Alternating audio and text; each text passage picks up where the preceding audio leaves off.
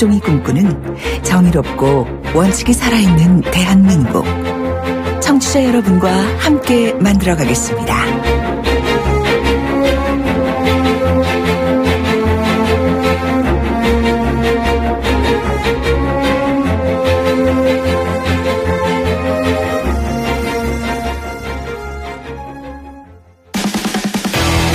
돌려보고 비틀어보는 오늘의 이슈. 이종훈의 뉴스 측면 승부. 네, 오늘의 핫 이슈 한 가지 돌려보고 비틀어보겠습니다. 뉴스를 곱게 안 보는 시사계 측면 승부사입니다. 이종훈 박사 오셨습니다. 안녕하십니까? 네, 이종훈입니다. 오늘은 아주 정장을 입고 오셨습니다. TV 출연하십니까? 하고 왔습니다. 하고 오셨습니까? 네. 예. 오늘 이슈는 뭡니까? 무승부로 탈락. 무승부로 탈락요? 네. 월드컵 축구 말씀하시는 월드컵 축구는 진출했지 않습니까? 예.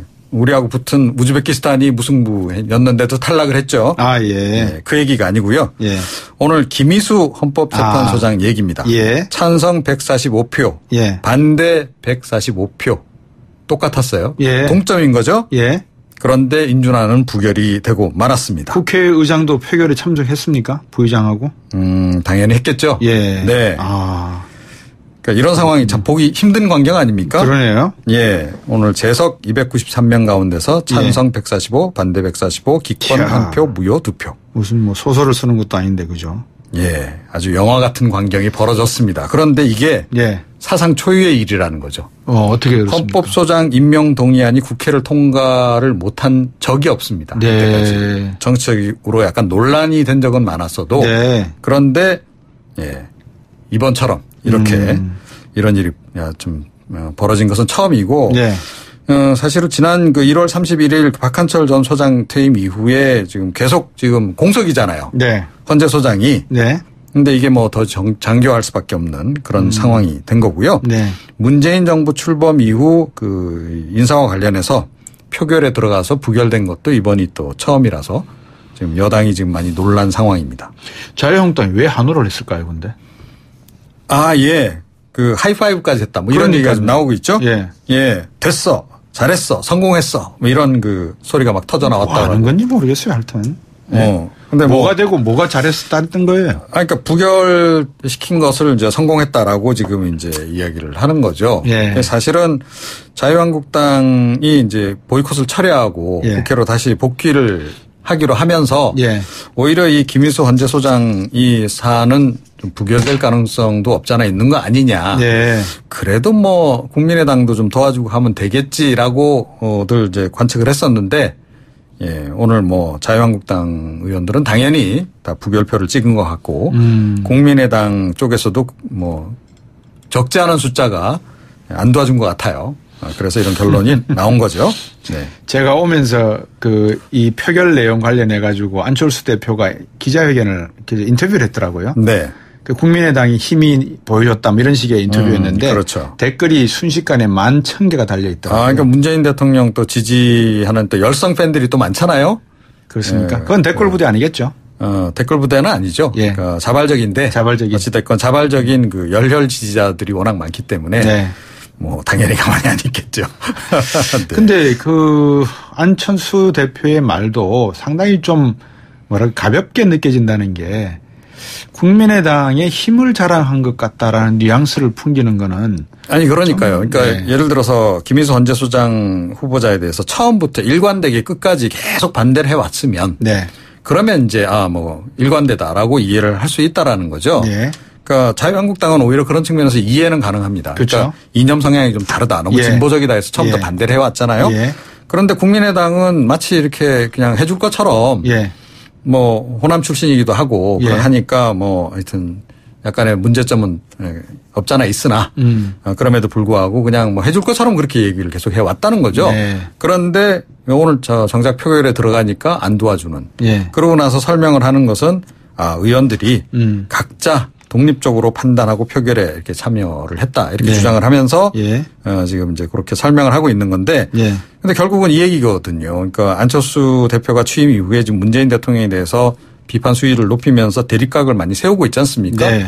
그러니까 결국 그 연장선에서 우리가 안 도와주면 아무것도 할 수 없지? 예. 라고 하는 일종의 경고 메시지를 보내기 위해서 예. 이번 경우를 이제 어떤 그 사례로 삼은 거 아니냐. 그런 지적이 안 나올 수 없는 거죠. 네. 네. 제가 아까 이종훈 박사님하고 요 코너 시작하기 전에 아이고 하면서 제가 한탄식을 했지 않습니까? 네, 예. 그러니까 뭐냐고 물으셨잖아요. 예, 그렇죠. 제가 말씀을 드릴게요. 이런 말을 한 의원들을 좀 찾아가지고 이야기를 했으면 좋겠어요. 어떤 식으로 얘기했냐 그러면 일부 의원들은 네이트에 나오는 그 멘트입니다. 네이트 웹사이트 있잖아요. 네. 일부 의원들은 인용입니다. 됐다 됐어. 인용 닫고 라며 기쁨을 감추지 못했고 또 다른 의원은 인용 엽니다. 다음은 탄핵이다. 인용 닫고 라며 강력한 대여 투쟁 의지를 불태웠다. 이게 제대로 된 국회의원들입니까? 지금 자유한국당 내에서는 그런 얘기가 많이 나오죠. 그러니까 이번에 이제 보이콧 철회하고 네. 복귀하기 전에 예. 대국민 보고대회 했잖아요. 예. 강남에서. 예. 그때도 가장 많이 나온 얘기가 10만 명 안 모였죠. 네. 그때도 많이 나온 얘기가 문재인 탄핵이에요. 그냥 밑도 끝도 없이 문재인 탄핵. 근데 국회의원들조차도 그렇게 생각을 한다는 것은 사실은 좀 문제가 있죠. 우리 정치계에 뭐가 잘못되어 있습니까? 이종훈 박사님. 정치를 오래 보셨으니까. 뭐 정치의 수준이 낮다라고 전반적으로 얘기를 하죠. 그렇습니까? 약간 경박하다라는 지적을 하는. 여당이 이번엔 방심한 겁니까? 그런 거죠. 표단속을 제대로 못한 거거든요. 결과적으로 네. 보자면. 예를 들어서 국민의당 쪽이 약간 안철수 대표 취임 이후에 기류가 좀 바뀌는 것은 누구라도 느낄 수 있는 거였잖아요. 예. 그러면 이번 표결이 이렇게 만만치 않을 거다라는 건 누구나 생각할 수 있는 거였기 때문에 국민의당을 좀 더 적극적으로 사실은 설득을 해서 확실하게 표단속을 했어야 하는 거죠. 네. 그러니까 지난번에 사실은 추경안 통과 때도 예. 그러니까 더불어민주당 의원 상당수가 또 해외에 나가가지고 그것도 예. 빈축을 산 적이 있잖아요. 그렇죠. 이번에도 마찬가지가 아니었느냐. 이번에 물론 자체표 단속은 잘했지만 다른 정당의 표를 확실하게 더 끌어오지 않으면 안 되는 국면이었는데 네. 그 부분도 약간 좀 방심을 하고 있었던 거 아니냐. 예. 만약에 사실은 이런 자신이 없었으면 네. 자유한국당 들어오기 전에 집권상정에서 빨리 처리를 했어야 되는 거죠. 그렇겠죠. 네. 자, 어쨌든 청취자 여러분들과 함께 이종훈 박사의 뉴스 한번 이슈 짚어봤습니다. 오늘 수고하셨습니다. 고맙습니다. 네. 청취자가 묻고 박 박사가 전한다. 방송을 들으시면서 궁금하신 사항은 문자 메시지로 보내주세요. 샵 0945번 우물정 0945번으로 짧은 문자 50원 긴 문자 100원의 정보 이용료가 있는 문자 메시지로 보내주시면 박 박사가 꼼꼼하게 읽고 인터뷰에서 대신 질문해드립니다. 오늘 들으신 인터뷰 방송은 YTN 라디오 곽수종의 뉴스 정면 승부 홈페이지나 팟캐스트 팟빵을 통해 다시 확인하실 수도 있습니다.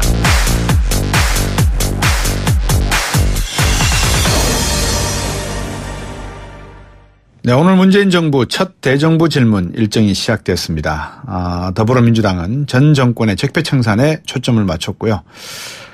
이제 또 적폐 이야기를 또 얼마나 들어야 될지 모르겠습니다만은 하여튼 적폐입니다. 여당인 더불어민주당에서 지리자로 발언대에 선 이종걸 의원 전화 연결하겠습니다. 안녕하십니까? 예, 안녕하십니까? 네. 오늘 김인수 헌법재판소장 후보자 문제가 상당히 좀 뜨거운 것 같습니다. 헌정사상 처음이라고 하는데 어떤 입장이십니까? 예, 정말 부결시킬 만한 이유를 찾기 힘든 후보자였습니다. 네. 정치적 희생양이 된 것 같습니다. 네. 국민의당이 39명 중에 최소 22명이 반대나 기권을 한 것 같은데요. 네. 통진당 그 해산의 이유가 이제 그때 소수 의견을 내셨죠. 그랬죠. 그거는 그 당 한 개인이 그 당의 당원으로서 활동한 영향으로 볼 때 그 개인을 처벌하는 것 이상으로 그 당 전체를 해산시키는 것이 또 확실한 어떤 그 이익교량이나 그 피해 정도를 잘 살펴야 된다라고 하나 아주 연밀한 내용들이 이제 분석의 도구로 사용됐던 것 같아요. 네. 네. 그러니까 뭐 통진당 해산을 반대했단 말이야. 네. 이게 아닙니다. 그건 아니고 거기에 관련된 이석기 그 전 의원의 행위 그 자체에 대한 처벌의 가능성이나 이런 것들을 부인한 것은 아니고요. 네. 그로 인해서 그 당의 해산까지 논할 필요가 있느냐라는 데는 정확한 증거와 단계가 있어야 된다라는 그런 이제 면밀한 태도였던 것 같은데요. 네. 그걸 가지고 이제 잘못 이해한 국민들이 이 통진해 해산을 잘못 봤다. 소수 의견으로 반대했다. 그런 것은 제가 볼 때는 김희수 그 재판관에 네. 대한 평가에는 좀 어긋나는 것 같다 이렇게 생각합니다. 민주당 내 이탈하신 분은 한 분도 안 계셨어요. 네. 우리 이종걸 의원께서도 과거 원내대표 지내셨고 상당히 고생을 많이 하셨는데 우원식 원내대표가 조금 더 고민을 하고 노력을 했어야 된다는 지적도 있는 것 같습니다. 네. 그런 측면은 있습니다만 네. 결과에 대해서 본인은 책임지겠다고 그러는데요. 네. 우원식 대표는 제가 볼 때 할 만큼은 했다. 네. 그리고 정말 김희수 후보자가 감당하기에 어려운 정도의 그런 정치적 고통도 당하신 것 같습니다. 네. 그러니까 본인이 이렇게 어려운 상황에서 네. 끝까지 후보자로서 이렇게 버텨야 된다라는 것 자체가 스스로에게 고민스럽고 힘든 일이었던 것 같아요. 네. 그래서 이번에는 부결이 되던 또 설사 그렇게 된다 하더라도 할 수밖에 없었던 그런 사정이 있었던 것 같고요. 네네. 그리고 또 제가 볼 때도 이 정도 했으면 오히려 부결됨으로써 이렇게 무리한 의결권 행사, 네. 그야말로 정말 정책 희생양을 만들므로써 네. 사실상 이제 정치 패싱, 국회 패싱을 자초하는 그런 정책 입장에 네. 어쩔 수 없이 국회도 네. 이제 현실을 보여드려야 되지 않겠나? 네. 라는 그런 좀 자괴감까지 드는 그런 상황입니다. 알겠습니다. 오늘 이종걸 의원의 질문으로 질의로 한번 건너가 보죠. 오늘 중점 질의하신 내용이 어떤 부분입니까? 여러 개 있었습니다만 그래도 이렇게 도표까지 만들어서 한 것은 경제 적폐였습니다. 네. 그래서 한 금융기관을 이제 해외 PF 투자까지 들씌워서 네. 사실은 이명박 대통령 시절에 있었던 일인데요. 네. 이명박 대통령의 그런 힘 없으면은 그런 예외와 또 과실과 실수와 이런 것들이 연속 이루어지고 캐나다 로얄 뱅크 오브 캐나다와 로얄 뱅크 오브 캐나다가 100% 투자한 도미니언 세큐리티라고 하는 증권회사가 있는데 네. 그 증권회사까지 장악을 해서 농협에게 담보도 설정돼 있지 않은 수익증권을 근거로 해서 잔고증명까지 보내고 이런 아주 해외까지 스킴이 짜져 있는 그런 상당히 수준 높은 사기 행각이 네. 그렇군요. 요 대출 사건에서 있었다 이렇게 네. 봅니다. 주진우 기자가 취재했던 내용, 그러니까는 방금 말씀하신 농협의 210억 원 사기 사건, 요 내용이 많은 증거 자료로서 활용이 좀 됐겠습니다. 예, 주진우 기자가 한 5년 동안 추적해서 낸 책이 지금 베스트셀러인데요. 네. 그 내용에는 너무 복잡하니까 네. 이제 이렇게 넓게 처리한 것들이 있는데 네. 오늘 제가 이제 본 것은 좀 구체적인 내용들까지 좀 도표에다 그려서 네. 좀 더 정확하게 설명해 보려고 애를 썼습니다. 네. 우리가 정치하는 분들 이야기를 하면 정권이 늘 바뀌고 나면 전 정권에서 했던 여러 가지 비자금의 운용 상황, 그리고 노무현 대통령께서도 그런 희생이 되셨는데 네. 이게 왜 자꾸 이렇게 무한 반복되는 것 같습니까? 예, 정말 이제서는 그래서는 안 되겠고요. 네. 이건 과거로 회귀하는 것도 아니고 저희 입장에서는요 정치 보복도 아니고 네. 그냥 그냥 걸린 사실입니다. 제가 이게 2014년에 네. 이제 정무위원일 때 이제 이렇게 자금 흐름을 보다가 네. 이상해서 네. 이제 금감원에다가 제가 이제 질의를 하고 금감원에 조사 요청을 했던 건데 왜냐하면 농협은 금감원의 직접적인 감독을 받지 않고 또 정무위의 직접적인 그 산하기관이 아니기 때문에요. 네. 그래서 이제 간접적으로 이렇게 본 건데 금감원이 파악한 그 도표와 제가 이번에 체크한 도표를 두 개를 비교해가면서 네. 그때 금감원이 그냥 농협에서 그냥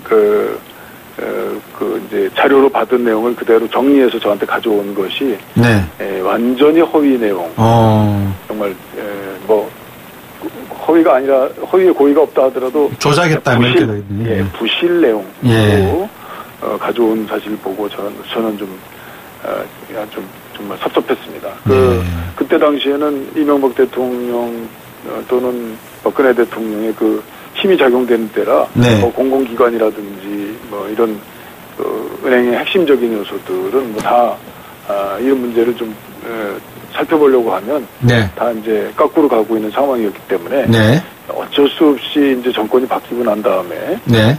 그 대표적인 그 흐름, 그 자금의 흐름들의 그 골자가 되는 내용들은 쳐다봐야만 되는 것 아니겠나. 그래서 이런 일들이 사실은 반복돼서는 안 된다라고 하는 거. 네. 그래서 사실 외국에 지금 활동하는 사람들은 거의 다 기소 중지돼 가지고 될 수도 없고 그러면 거기 사실 캐나다 현지에서 그렇죠. 현지에서 뭘 해야 될 텐데 그거는 처리한 바가 없고요. 예. 그리고 이상한 것이 그 이명박 자원 외교라든지 그때 그 수조씩 날려버린 그 탄광 그 광산 예. 그 자원개발 사업, 해외 자원개발 의혹된 내용들이죠. 뭐 아직 드러났다고 보기보다는 이제부터 봐야 되는 내용인데. 네. 근데 그 장소, 똑같은 장소에서 그렇게 일어나는 걸 보면 그 금융기관이 이제 어디 하나 거기에 모이면. 네. 그것이 하나 이제 저수지가 되고 거기서, 물줄기가 되고 수원지가 되고 뭐 이런 것이다라고 하는 이제 그 주진우 기자의 얘기가 좀 상당히 반듯반듯 떠오르는 사안이었습니다. 예. 이번에 임명 내정이 된 최성훈 금감원장 이런 분들은 뭐 전혀 그런 부분에 대해서는 깨끗하시겠죠?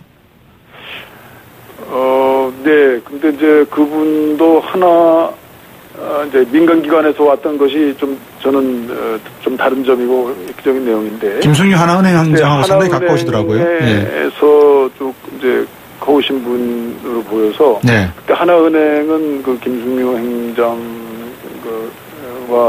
또 그 가까운 분들로 해서 사실 이명박 대통령의 신복이죠. 그 우산 아래에 있었다라고 이제 평가되는 것이기 때문에. 예. 그 과거 얘기입니다. 지금은 아니지만. 네. 어떤지 모르겠습니다. 그러나 이제 이 자금의 흐름이나 이런 것들이 이제 그 적폐청산위원회에서 네.